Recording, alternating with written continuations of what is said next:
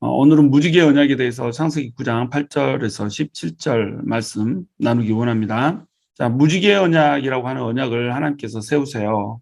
이 무지개 언약은 9장 8절에서 17절 사이에 나오는데 짧은 구절 속에 언약이라고 하는 말이 무려 7번이나 등장을 하게 됩니다. 그리고 무지개라고 하는 말이 3회 등장하고 또 영원이라고 하는 말이 3회 등장을 하죠. 자, 7은 완전수를 의미하죠. 그리고 무지개는 3번 등장하는데 이것도 완전수죠. 영원이라고 하는 말도 3번 등장하는데 이것도 완전수예요. 그러니까 하나님께서 무지개를 통하여서 영원한 언약을 세우는데 이 영원한 언약이 완전수로 돼 있다는 겁니다. 하나님께서는 반드시 내가 이 언약을 이룰 것이다 라고 하는 것을 반복적으로 말씀하셔서 하나님의 뜻을 강력하게 피력을 하고 계시는 거예요. 언약을 얘기할 때도 내 언약을 세우리니 내 무지개를 펼쳐서 증거를 삼을 것이다. 이런 식으로 내라고 하는 말씀을 속에다 집어넣는단 말이죠. 무지개를 통해서 이렇게 얘기하지 않고 내 무지개라고 표현을 하고 있습니다. 언약이라고 하지 않고 또 내 언약이라고 이렇게 말씀을 하고 계시는 거예요. 하나님께서 자기 이름을 걸고 이 언약을 하고 계신다는 겁니다. 무지개를 펼쳐놨는데 그 무지개가 그냥 자연현상으로서의 무지개가 아니라 내가 펼쳐놓은 무지개라고 하는 거죠. 우리가 이 무지개를 펼쳐놓은 것이 하나님의 언약이기 때문에 이때 처음 무지개가 생겼을 것이다. 이렇게 오해를 하면 안 되겠죠. 많은 옛날 신학자들은 요 무지개가 이때 처음 무지개를 펼쳐놓은 것이다. 이렇게 생각을 하기도 했어요. 그러나 무지개는 빛의 산란 현상으로 생기는 것이죠. 그렇기 때문에 그 이전에도 무지개가 있었지만 무지개를 놓고 이 무지개를 볼 때마다 기억하시겠다라고 말씀을 하신 거예요. 자, 그러면 누가 기억을 한다라고 기록되어 있나요? 바로 하나님께서 기억을 하신다고 기록이 되어 있는 겁니다. 하나님께서 기억을 하신다고 기록된 이 부분이 좀 당황스럽지 않으세요? 하나님은 기억하실 필요가 있는 분이 아니란 말이죠. 모든 것을 알고 계시고 모든 것이 인지되신 분이기 때문에 기억을 하실 필요가 없다는 거죠. 이 기억은 누구를 위해서 주고 있는 말씀인가요? 바로 노아를 위해서 주고 있는 말씀이라는 거죠. 하나님께서 내가 기억할 거야. 내가 이 무지개가 뜰 때마다 기억할 거야. 이 말은 무지개 뜰 때만 하나님이 기억하겠다는 말씀이 아니죠. 하나님께서 무조건 기억하시는데 이게 영원토록 기억하는 거예요. 그런데 무지개가 뜬다 이 사실을 보면 노아는 어떤 생각을 할 수가 있을까요? 아, 하나님이 기억하신댔지라고 하는 생각을 할 수가 있는 겁니다. 노아에게 이만큼 큰 위로가 되는 이런 말씀이 없는 거죠. 노아를 생각해 보세요. 방주 속에 들어 있었어요. 40일 동안 비가 내려요. 40일 동안 비가 내리고 나서 물이 창고를 하는데 150일을 창고를 한단 말이죠. 그리고 나서 물이 빠지는 데만 150일이 걸려요. 물이 빠지고 나서도 40일을 뱃속에서 물이 마를 때까지 기다리고 있어야 되죠.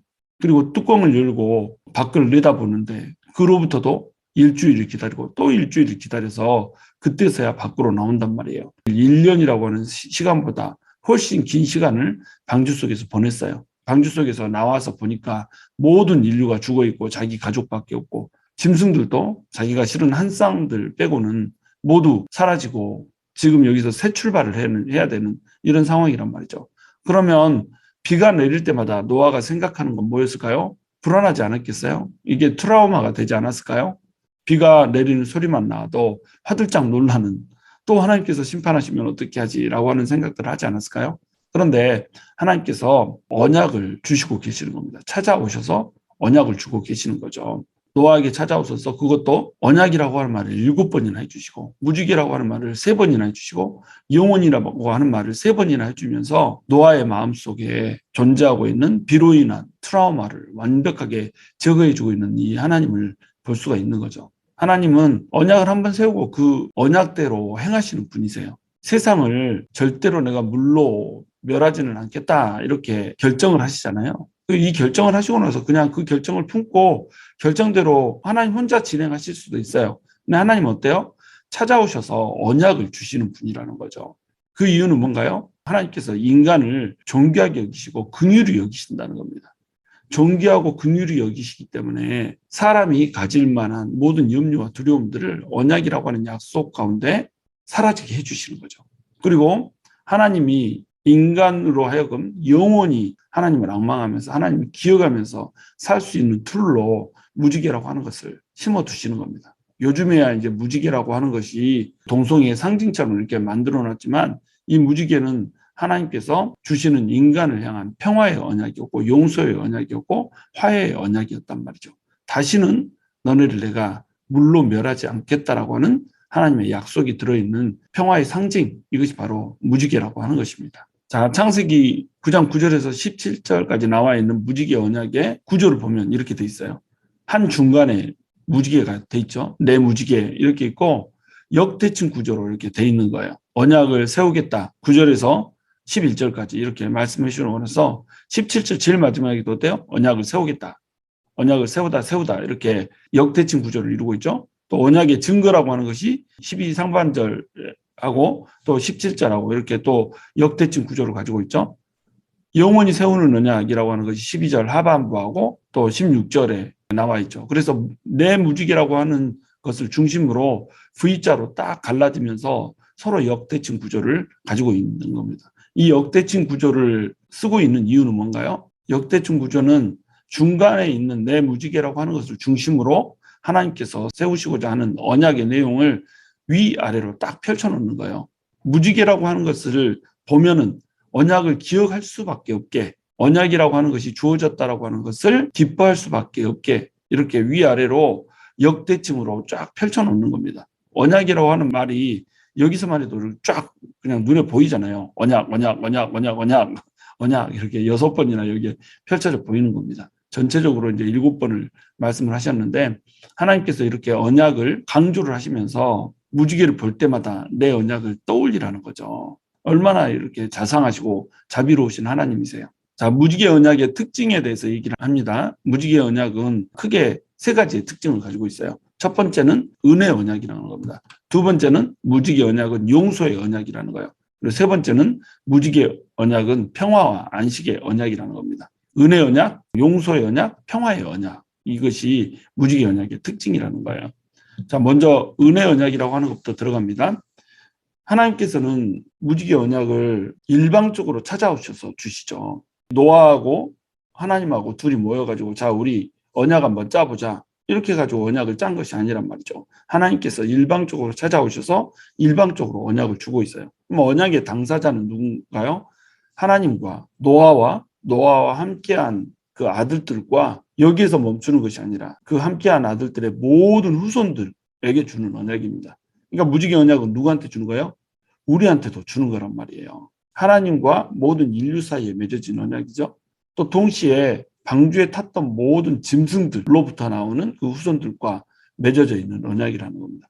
땅 전체와 하나님께서 맺은 언약이라는 거예요. 언약의 당사자는 하나님과 이 지구상에 있는 모든 피조물 사이에 주어진 언약이라고 하는 것이죠.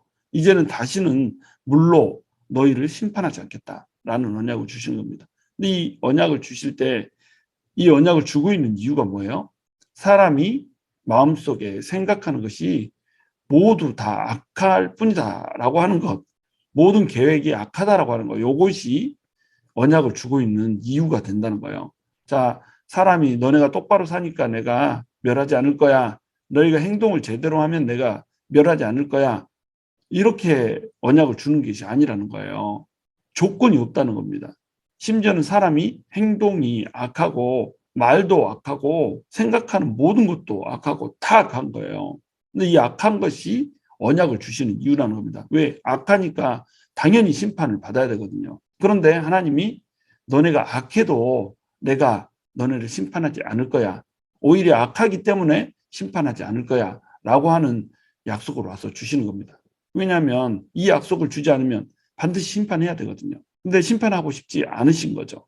그러니까 하나님께서는 내가 이 세상이 끝날 때까지 너네를 다시는 물로 덮는 심판을 너희에게 주지 않겠다라고 하는 결단을 하나님께서 하고 계시는 거예요.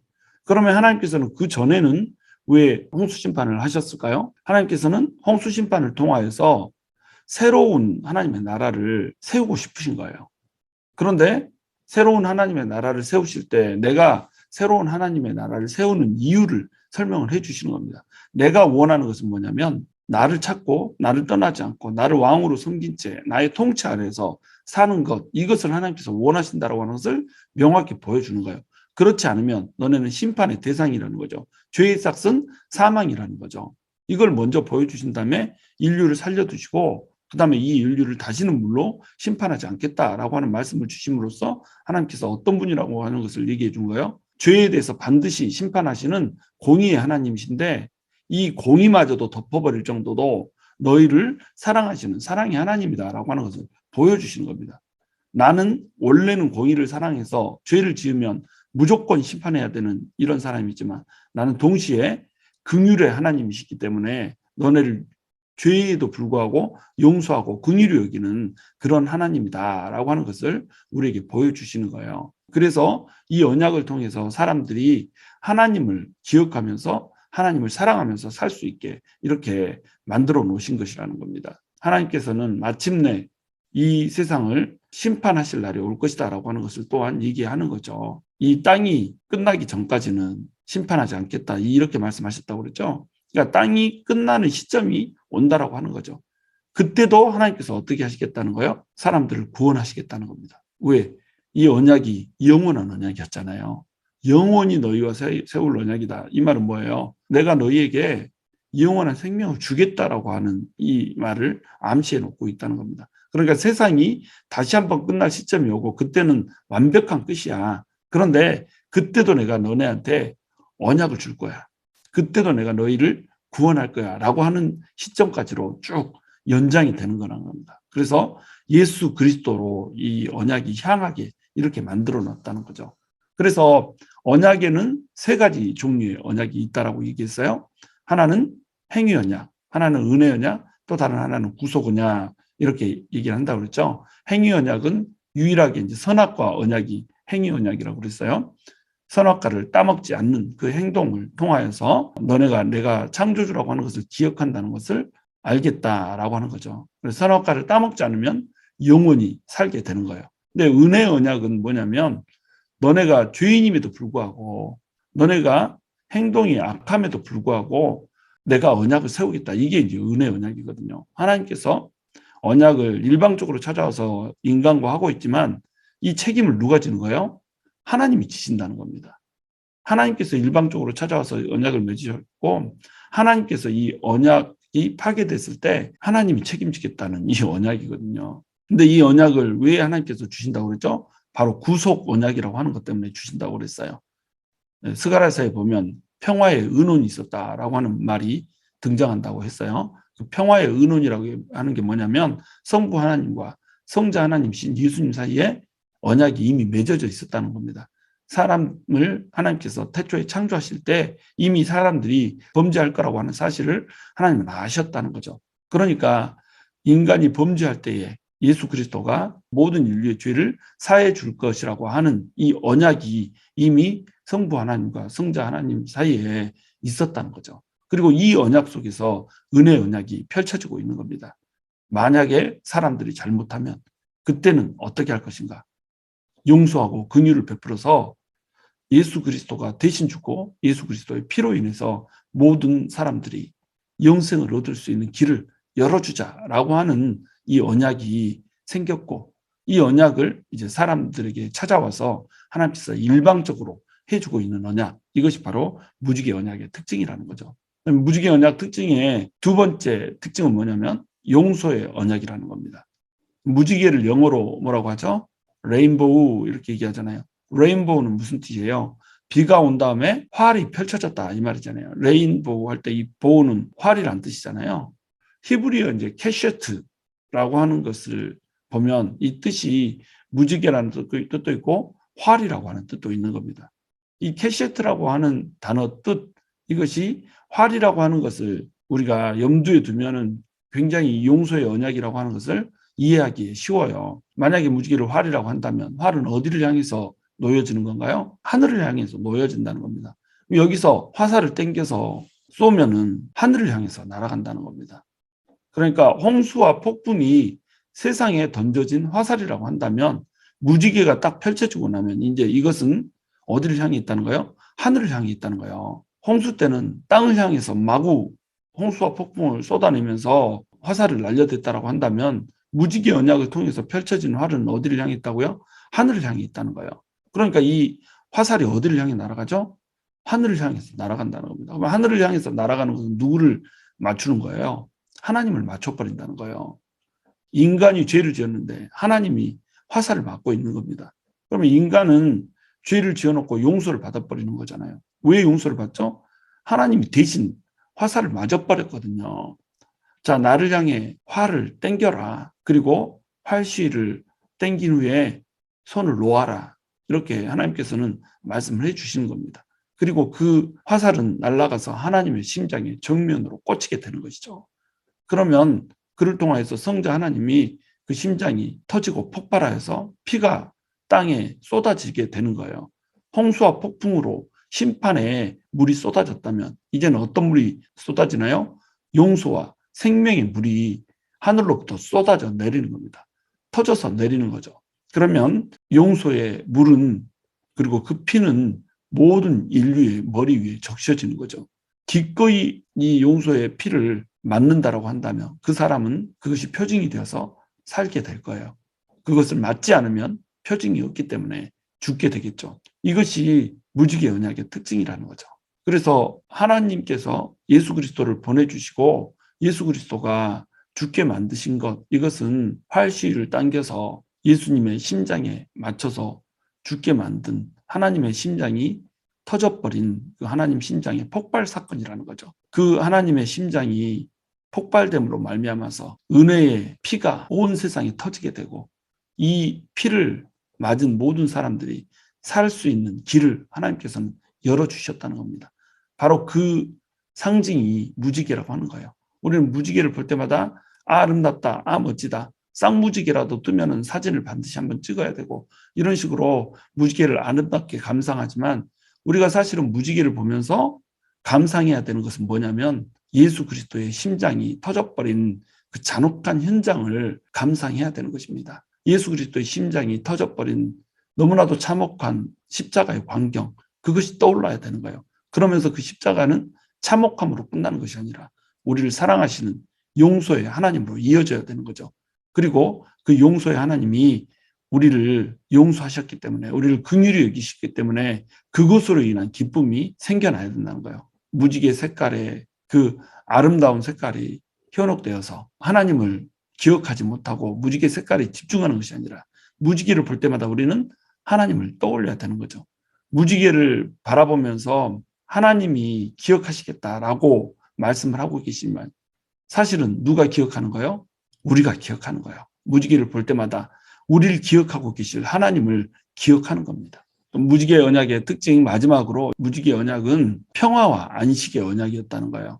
아까도 설명드렸듯이 이 언약은 노아가 기억하는 언약이 아니에요. 하나님이 기억하시겠다는 언약이죠. 근데 하나님은 기억하실 필요가 없다고 그랬죠. 하나님은 기억하실 필요가 없으신 분이시라는 거예요. 하나님은 전지전능하시잖아요. 모든 것을 알고 계시고 모든 것이 망각되는 분이 아니라 기억되는 이런 분이죠. 하나님께서 망각하시는 유일한 것 하나가 있죠. 그것은 뭐예요? 우리의 죄를 망각하는 거예요. 예수 그리스도의 피로 우리의 죄가 씻겨져 나가면 다시는 하나님께서 우리의 죄를 돌아보지도 않고 깊은 바다에 우리의 죄를 던져버리고 그것을 다시는 건져 올리지 않겠다라고 하는 하나님의 약속을 주셨기 때문에 하나님께서 의도적으로 망각하는 것이 있어요. 그게 뭐냐면 우리의 죄라고 하는 겁니다. 우리의 죄를 하나님께서 망각해버리면 하나님과 우리 사이에는 뭐가 생기나요? 평화와 안식이 생긴단 말이죠. 원래 우리가 죄를 지으면 이 죄는 하나님과 우리를 원수되게 만들어요. 이 죄가 하나님과 우리 사이에 담을 만들어서 하나님이 우리를 쳐다볼 수 없게 이렇게 만들어버린다는 거죠. 그런데 예수 그리스도의 피가 우리를 향해서 뿌려지잖아요. 그래서 우리의 죄가 씻겨지면 하나님께서는 망각해버리세요. 뭐를? 우리의 죄를. 그런데 하나님 뭘 기억하세요? 우리의 죄를 망각하시겠다라고 하는 사실을 기억하시는 겁니다. 하나님께서는 뭘 기억하세요? 영원히 인간들과 함께하고 인간에게 긍휼을 베풀겠다라고 하는 그 사실을 하나님께서는 기억하시는 거예요. 그것도 무지개를 볼 때만 기억하시는 것이 아니라 영원히 기억한다는 겁니다. 그런데 이 무지개를 보면서 사실은 누가 기억하는 거예요? 인간이 기억을 해야 된다라고 하는 거죠. 그러면서 인간은 동시에 뭘 망각해야 되는 거예요? 홍수의 그 처절한 기억을 망각하는 겁니다. 노아가 비만 오면 어떤 생각을 하겠어요? 비가 떨어질 때마다 후두두두 빗소리가 들릴 때마다 노아도 그렇고 샘도 그렇고 함도 그렇고 야벳도 그렇고 빗소리가 들릴 때마다 가슴이 벌렁벌렁 하지 않겠어요? 비가 오려고 먹구름만 껴도 가슴이 벌렁벌렁 하지 않겠어요? 아, 또 심판이 오진 않을까? 이제는 방주도 없는데 방주는 아라라산에 두고 왔는데 우리 다시 잠식되지 않을까? 이런 생각하지 않겠어요? 그런데 비가 딱 내리고 나서 무지개가 구름 사이에 쭉 펼쳐지면 그때마다 이 트라우마는 안식으로 바뀌게 된다는 겁니다. 상처가 안식으로 바뀌게 된다는 거죠. 평화로 바뀌게 된다는 거죠. 그래서 이것이 반복되다 보면 어떻게 될까요? 하나님께서는 절대로 우리를 다시 멸하지 않겠다고 말씀하셨지? 라고 하는 이 언약이 이제 마음판 속에 박히게 되는 거예요. 자, 우리가 이렇게 돼야 된다는 겁니다. 우리가 하나님의 언약을 기억해야 돼요. 하나님의 언약을 기억하면 우리 마음속에 있는 염려, 우리 마음속에 있는 두려움, 우리 마음속에 쓸데없는 근심 이런 것들이 사라지는 거예요. 우리가 일어나지도 않은 일에 대해서 염려하고 근심하고 두려워하게 되는 이유가 뭔가요? 그 이유는 하나님의 언약을 우리가 기억하지 못하기 때문에 그렇다는 겁니다. 하나님께서 우리에게 은혜의 언약이라고 하는 것을 주셨고 이 은혜의 언약 속에서 하나님께서는 우리를 긍휼히 여기시고 불쌍히 여기시고 우리를 영원히 함께 동행하시면서 지켜주시고 보여주시겠다는 약속을 주셨잖아요. 이 약속을 우리가 자꾸 망각한다는 거예요. 하나님이 무지개 언약을 지금 성경을 통해서 노아에게 주셨지만 이 무지개 언약 말고도 얼마나 많은 언약을 주셨어요. 수많은 언약을 주셨습니다. 무지개 언약, 할례 언약, 시내산 언약, 많은 언약들을 하나님께서 주셨죠. 이 언약들을 하나님께서 주실 때 하나님께서 일방적으로 그때마다 찾아오셔서 주신 언약이란 말이죠. 사람의 편에서 뭔가를 해서가 아니라 하나님은 그냥 찾아와서 언약을 주신 거예요. 이게 은혜 언약의 특징이거든요. 자, 이 언약을 누구도 받았어요? 우리도 받았다는 거예요. 그럼 이 언약을 받았으면 우리는 어떻게 살아야 되는 건가요? 하나님 안에서 평화와 안식을 누리면서 살 수 있어야 된다는 겁니다. 이것이 언약 백성의 특징이라는 거예요. 그러니까 세상 사람들이 일이 풀리지 않고 앞이 보이지 않고 세상의 그 어둠의 터널을 지나야 되고 이런 시점에서 불안에 떨고 염려하고 내일 일에 대해서 오늘도 책임지지 못하면서 미리 앞당겨다가 오늘의 짐에다가 내일의 짐, 모레의 짐, 글피의 짐까지 다 짊어지고 살아야 되는 이 사람들에게 하나님께서는 언약을 주셨다는 말이죠. 언약 백성은 이걸 기억하고 하나님 앞에서 담대하게 튼실하게 서 있는 겁니다. 우리 긍휼의 하나님, 헤세드의 하나님이 우리를 결코 고아처럼 내버려 두지 않을 것이라고 하는 것, 이것을 기억하는 거예요. 이거 기억하면 어떻게 살 수 있어요? 멋지게 살 수 있는 겁니다. 우리에게 오는 두려움을 돌파할 수 있고요. 풍랑을 돌파할 수 있고요. 우리에게 쏟아지는 홍수와 폭풍의 화살들을 우리가 정면으로 맞으면서 돌파할 수 있다는 겁니다. 왜? 하나님께서는 우리에게 무지개를 펼쳐주셨거든요. 그래서 이 언약을 통해서 우리가 절대로 하나님 안에서 망할 일이 없다라고 하는 것. 하나님께서는 항상 우리와 동행하시고 보호하시면서 우리에게 가장 좋은 것을 주시는 분이시라고 하는 것. 이것을 우리가 믿어버리게 되거든요. 그러니까 우리 마음속에는 뭐가 임해요? 평화가 임하고 안식이 임한다는 겁니다. 하나님 우리에게 무엇을 주시느냐? 은혜를 주세요. 그리고 하나님 우리에게 무엇을 주세요? 용서를 주세요. 그리고 하나님께서는 우리에게 평화와 안식을 주시는 겁니다. 이것이 예수 그리스도의 십자가 사건에 의해서 그대로 우리에게 주어져 버린 거잖아요. 그렇죠? 예수 그리스도는 우리에게 은혜가 됐어요. 구원을 어떻게 얻습니까? 은혜로 믿음을 통하여서 얻는 거잖아요. 우리 은혜로 구원받았어요. 그리고 십자가의 예수님은 또 어떤 예수님이죠? 우리를 용서하세요. 우리의 모든 죄를 다 용서하셨어요. 우리의 모든 죄악을 바다에 던지시고 기억도 하지 않게 하시려고 예수님께서 피를 흘리셨단 말이죠.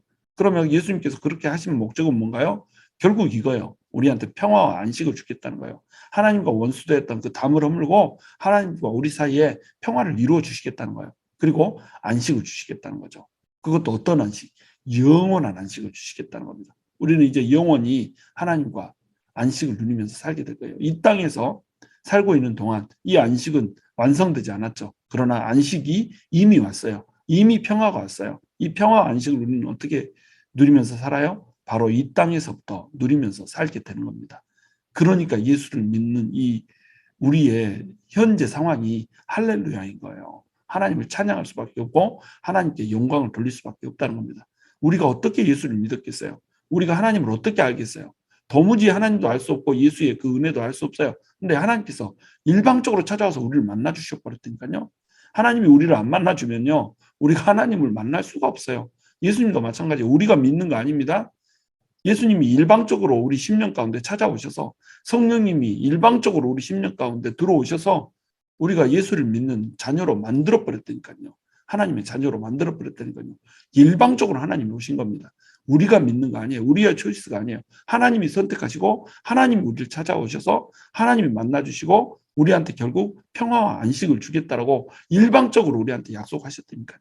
우리가 잘해서가 아니라, 우리가 잘나서가 아니라, 우리가 똑똑해서가 아니라 그저 우리가 긍휼히 여김을 받았기 때문에 하나님께서는 그 은혜로 우리를 용서하시고 우리에게 평화와 안식을 주시는 분이라는 겁니다. 우리 그 하나님을 찬양해야 되지 않겠습니까? 그 하나님의 이름을 영원히 송축하면서 그렇게 살아야 되지 않겠어요? 저와 여러분이 어떠한 인생의 상황과 조건 하에서도 하나님의 은혜와 용서와 평화와 안식을 송축하며 찬양하며 평생의 삶을, 우리의 숨이 끊어지는 날까지 그렇게 드려지는 그러한 성도들이 될 수 있기를 주님의 이름으로 축원합니다.